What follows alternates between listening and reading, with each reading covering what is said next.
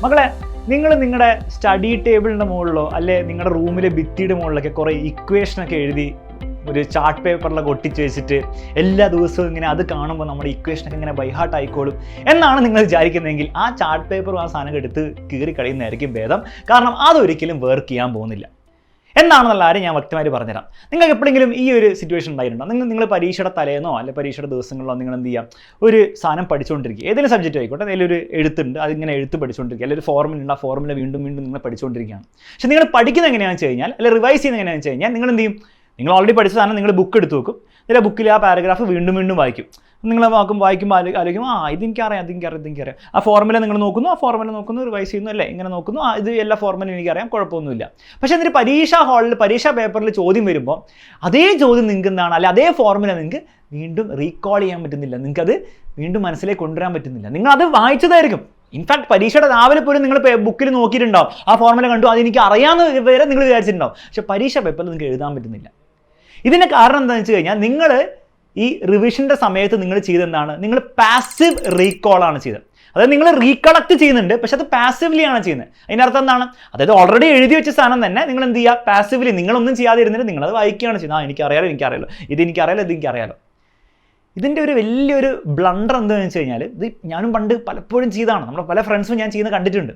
ഇതിൻ്റെ ഒരു വലിയ ബ്ലണ്ടർ എന്താണെന്ന് വെച്ച് കഴിഞ്ഞാൽ, ഈ ഒരു പരിപാടി ചെയ്യുമ്പോൾ നമുക്ക് തോന്നും, അല്ലെങ്കിൽ നമ്മുടെ ബ്രെയിൻ നമ്മളെ തോന്നിപ്പിക്കും നമുക്കിതൊക്കെ അറിയാം.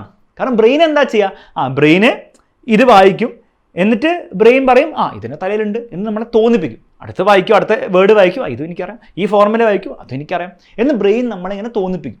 കാരണം ബ്രെയിൻ എപ്പോഴും എന്താണ് ചെയ്യേണ്ടത്, ബ്രെയിൻ ഏറ്റവും ഈസി ആയിട്ടുള്ള കാര്യങ്ങൾ ചെയ്യാനാണ് ഇഷ്ടം. എഫേർട്ട് ബ്രെയിനിന് ഇഷ്ടമില്ല. നമുക്ക് എഫേർട്ട് ഇഷ്ടമില്ല, ബ്രെയിനിന് എഫേർട്ട് ഇഷ്ടമില്ല.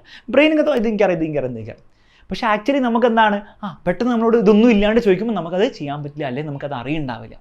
അപ്പോൾ ഇതാണ് പാസീവ് റീകോളിൻ്റെ ഏറ്റവും വലിയ പ്രശ്നം. നിങ്ങളുടെ സ്റ്റഡി ടേബിളിൻ്റെ മുകളിലും ഇതുപോലെ ചാർട്ടൊക്കെ ഒട്ടിച്ചിട്ടുണ്ടെങ്കിലും നിങ്ങൾക്ക് ഈ ഒരു പ്രശ്നം തന്നെ ഫീൽ ചെയ്യും. നിങ്ങൾക്ക് എല്ലാ ദിവസവും രാവിലെ ഇന്ത്യ കാണുമ്പോൾ തോന്നും നിങ്ങൾക്കറിയാം. പക്ഷേ നാളെ അതൊന്നും ഇല്ലാതെ, ആ ചാർട്ട് പേപ്പർ ഒന്നും ഇല്ലാണ്ട് നിങ്ങളോട് പറഞ്ഞ സാധനങ്ങളൊക്കെ എഴുതി വെക്കാൻ പറഞ്ഞാൽ നിങ്ങൾക്ക് എഴുതാൻ പറ്റില്ല. ഇതിനുള്ള സൊല്യൂഷൻ എന്താണ്? ഇതിൻ്റെ സൊല്യൂഷൻ നേരെ ഓപ്പോസിറ്റ് ആണ്. It is called active recall. ഈ ആക്റ്റീവ് റീകോൾ നിങ്ങളുടെ പഠനത്തിൽ ഉപയോഗിച്ച് കഴിഞ്ഞാൽ നിങ്ങൾക്ക് ഈ ചാർട്ട് പേപ്പറിൽ ഒരു ആവശ്യം ഉണ്ടാവില്ല. ആക്റ്റീവ് റീകോൾ വളരെ സിമ്പിളാണ്. നിങ്ങളൊരു ടോപ്പിക് പഠിക്കുമ്പോൾ സമയത്ത് നിങ്ങൾ മാക്സിമം എന്താണ് അത് ഇൻവോൾവ് ആയിട്ട് പഠിക്കുക.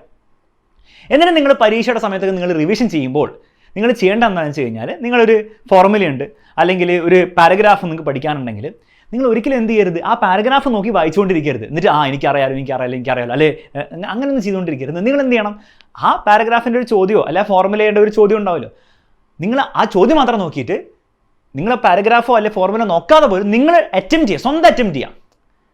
അപ്പം നിങ്ങൾക്ക് മനസ്സിലാവും കുറച്ചൊക്കെ എനിക്ക് ചെയ്യാൻ പറ്റുന്നുണ്ട്, അല്ലെങ്കിൽ പാരഗ്രാഫിന് കുറച്ച് എഴുതാൻ പറ്റുന്നുണ്ട്, ഫോർമുലയുടെ ഫസ്റ്റ് ഒരു ലെറ്ററൊക്കെ എഴുതാൻ പറ്റുന്നുണ്ട്. പക്ഷെ പിന്നീട് സ്റ്റക്കാവുന്നു. എന്തായാലും നിങ്ങൾ സ്റ്റക്കാവും, ഉറപ്പിച്ചോ. സ്റ്റക്കാവുമ്പോൾ നിങ്ങൾ എന്ത് ചെയ്യുക, ജസ്റ്റ് ആ സ്റ്റക്കായ ഭാഗം മാത്രം എന്ത് ചെയ്യുക, ഒന്ന് എടുത്ത് വായിച്ചു നോക്കുക. അത് മാത്രം എടുത്ത് വായിച്ചു നോക്കുക. വീണ്ടും ആ സ്റ്റക്കായ ഭാഗം നിങ്ങൾ എഴുതി വെക്കുക, കുഴപ്പമൊന്നുമില്ല. ഇനി വീണ്ടും നോക്കുക, ബാക്കിയുള്ളതും ട്രൈ ചെയ്യുക. ഫുള്ള് വായിച്ചിട്ട് വീണ്ടും പഠിക്കാൻ നിൽക്കരുത്, വീണ്ടും ട്രൈ ചെയ്യുക. എന്നിട്ട് എവിടെയൊക്കെയാണോ നിങ്ങൾ ഈ സ്റ്റക്കാവുന്നത് അത് മാത്രമേ നിങ്ങൾ മറന്നു പോകുന്നുള്ളൂ. അത് മാത്രം നിങ്ങൾ എന്ത് ചെയ്താൽ മതി, നോക്കി വായിച്ചെടുത്താൽ മതി. ഇതിനെയാണ് നമ്മൾ ആക്റ്റീവ് റീകോൾ എന്ന് വിളിക്കുന്നത്. കാരണം ബേസിക്കലി നമ്മുടെ ബ്രെയിൻ എന്താണ്, ഒരു എക്സ്ട്രാ ഇൻഫർമേഷനോ അഡീഷണൽ ഇൻഫർമേഷൻ ഇല്ലാതെ നമ്മുടെ ബ്രെയിൻ ആക്റ്റീവ്ലി നമ്മുടെ ആക്ച്വൽ മെമ്മറിയിൽ നിന്ന് ഇതിനെ വലിച്ചുകൊണ്ടുവരാൻ വേണ്ടി ശ്രമിക്കുകയാണ്. അപ്പം നമുക്ക് മനസ്സിലാവും ഏതൊക്കെ നമുക്ക് ആക്ച്വലി ഓർമ്മയുണ്ട്, ഏതൊക്കെ ആക്ച്വലി ഓർമ്മയില്ല. ആ ഓർമ്മയില്ലാത്ത കാര്യങ്ങൾ നിങ്ങൾ വീണ്ടും പഠിക്കുമ്പോൾ ബ്രെയിൻ അത് കുറച്ചും കൂടി സ്ട്രോങ് ആയിട്ട് അവിടെ സ്റ്റോർ ചെയ്യും. വീണ്ടും നിങ്ങൾ അടുത്ത പ്രാവശ്യം ആക്റ്റീവ് റീകോൾ വഴി റിവിഷൻ ചെയ്യുന്ന സമയത്ത് നിങ്ങൾക്ക് കുറച്ചും കൂടി കാര്യങ്ങൾ നിങ്ങൾക്ക് ഓർമ്മയുണ്ടാവും. വീണ്ടും പക്ഷേ ചില പോയിന്റ്സ് സ്റ്റക്കാവും. പക്ഷേ ഇറ്റ് ഇസ് ഓക്കെ, കാരണം നിങ്ങൾക്ക് അറിയാം എന്തൊക്കെ നിങ്ങൾക്ക് ഓർമ്മയുണ്ട്, എന്തൊക്കെ നിങ്ങൾക്ക് ഓർമ്മയില്ല. അപ്പോൾ ആ സ്റ്റക്കായ കാര്യങ്ങൾ മാത്രം നിങ്ങൾ എന്ത് ചെയ്യുക, ആ ഒരു ഫോർമുലയുടെ ഭാഗങ്ങൾ മാത്രം നിങ്ങൾ വീണ്ടും എടുത്ത് നോക്കുന്നതിൽ ഒരു തെറ്റുമില്ല. എന്നിട്ട് ആ ഭാഗം മാത്രം നിങ്ങൾ വീണ്ടും പ്രാക്ടീസ് ചെയ്യുക. ഈ രീതിയിലാണ് നിങ്ങൾ റീകോൾ അഥവാ റിവിഷൻ നിങ്ങൾ പ്രാക്ടീസ് ചെയ്യുന്നതെങ്കിൽ നിങ്ങൾക്ക് ആക്ച്വൽ പരീക്ഷ വരുമ്പോഴും നിങ്ങൾക്ക് എന്താണ് ഒരു ബുദ്ധിമുട്ടുണ്ടാവില്ല. കാരണം ആക്ച്വൽ പരീക്ഷ പോലെ തന്നെയാണ് നിങ്ങൾ എന്ത് ചെയ്യുന്നത്, നിങ്ങൾ റിവിഷൻ ചെയ്യുന്നത്. നിങ്ങളൊന്നും നോക്കാതെ ഒരു പരീക്ഷയ്ക്ക് എങ്ങനെയാണോ ഒരു ഇൻഫർമേഷൻ ഇല്ലാതെ നിങ്ങൾ ട്രൈ ചെയ്യുകയാണ് ചെയ്യുന്നത്. അപ്പോൾ ആ ട്രൈ നിങ്ങൾ വീണ്ടും ചെയ്ത് കഴിഞ്ഞാൽ പരീക്ഷയാവുമ്പോൾ നിങ്ങൾ ഒരിക്കലും മറക്കില്ല. അപ്പോൾ ഈ ഒരു പ്രാക്ടീസ് നിങ്ങൾ ചെയ്യാൻ വേണ്ടി നിങ്ങൾ തീരുമാനിച്ചെങ്കിൽ മക്കളെ, നിങ്ങൾ വേറെ ലെവലിലായിരിക്കും എത്താൻ പോകുന്നത്. എൻ്റെ പഠിക്കുന്ന സമയത്തുള്ള ലൈഫ് ഈ ഒരു കാര്യം ഞാൻ അറിഞ്ഞതിന് ശേഷം വേറെ ലെവലിലായിരുന്നു മാറിയത്. കാരണം ഞാൻ വെറുതെ സമയം വേസ്റ്റ് ചെയ്യാൻ പോകുന്നില്ല, ഞാൻ വീണ്ടും ബുക്ക് എടുത്തിട്ട് ഇങ്ങനെ വായിക്കാൻ പോകുന്നില്ല. കാരണം എനിക്കറിയാതെ ആവശ്യമില്ല.